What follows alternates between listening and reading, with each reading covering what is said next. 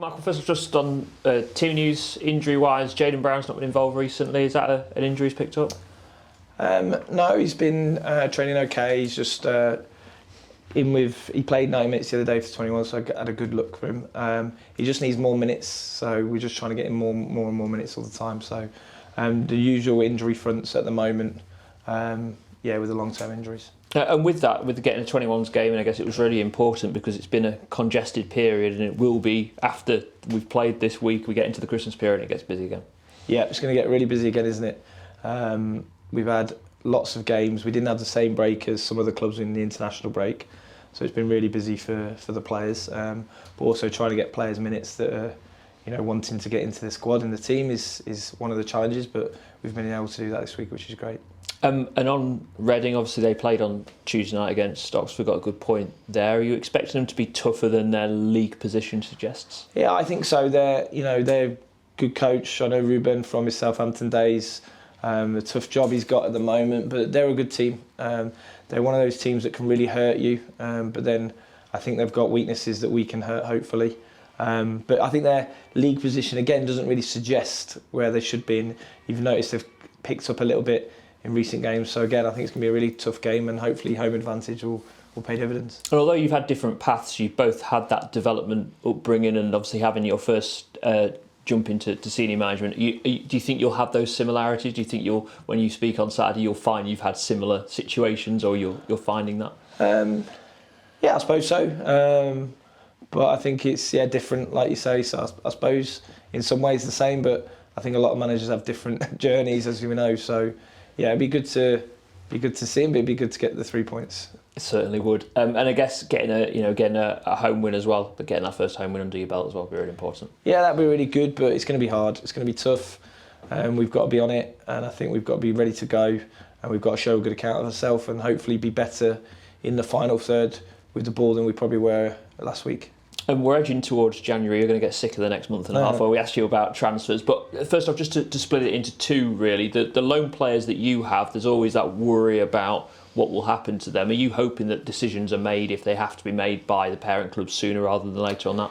Yeah, we're in constant talk with the parent clubs, if you like. And I know it's important to the parent clubs from my old days, but it's also important to us to get those decisions made early so that we can then decide on our loan moves. And I know Jez is in constant talk with them what's going on. So I think it's one of those situations where you want everybody to be truthful, which they are at the moment, and being honest, and then we can decide what we do in the window.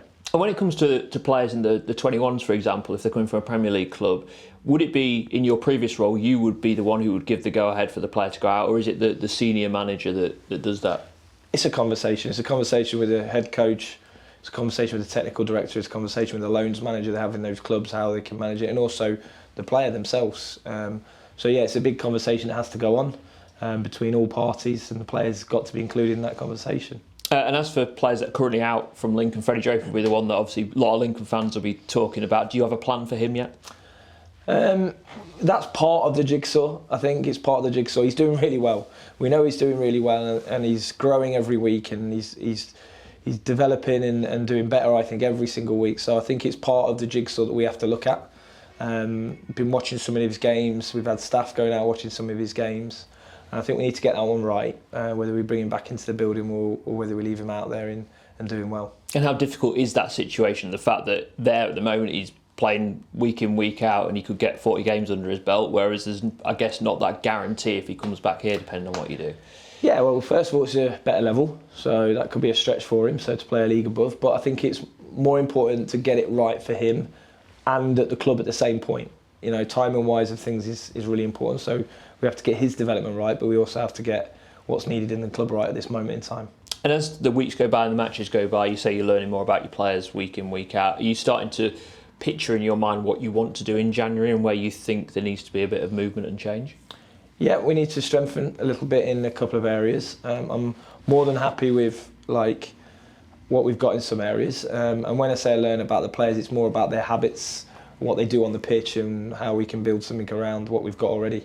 So there's a few moving parts, but I'm sure it'll be exciting, as always windows are. And are you looking forward to it, that first window? Yeah, Jez and the team work really hard on that. More so, not saying more so than me, but I'm trying to look after the team on the pitch, and the guys in the recruitment team are, every day we're speaking about things and trying to get a plan in place. But there is a plan in place, which I think is really exciting and really good. For the club, there's a plan in place, so we know what we're doing already. But yeah, it's like anything in a window. It's not all as easy as people think sometimes. And are you looking to lean on your old club at any point, do you think? Not had no major discussions. It's been the same. Like, I know that market, the 21s market, really well, but I would say it's not just an old club thing. It's the whole marketplace, really. So it's no advantage or disadvantage to me, really. We've seen the new scheme launched by the club. I guess as a former teacher, you know how crucial it is to get pupils to remain in school and to be there on a day-to-day basis, and this is a great incentive for that. The attendance for attendance scheme, yeah, I think it's brilliant. It's a great scheme. It's a clever scheme.